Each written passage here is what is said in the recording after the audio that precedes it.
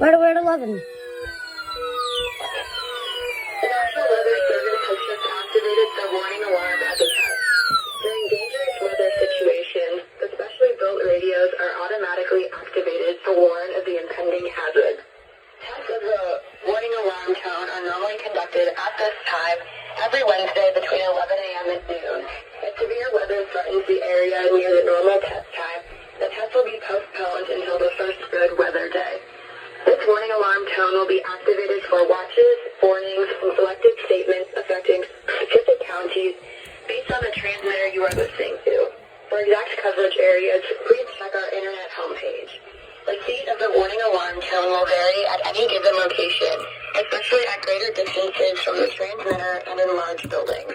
This concludes the weekly warning alarm test. We now return to our normally scheduled programming.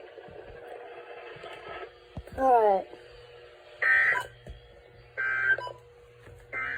Now here is the hazardous weather outlook for So- portions of South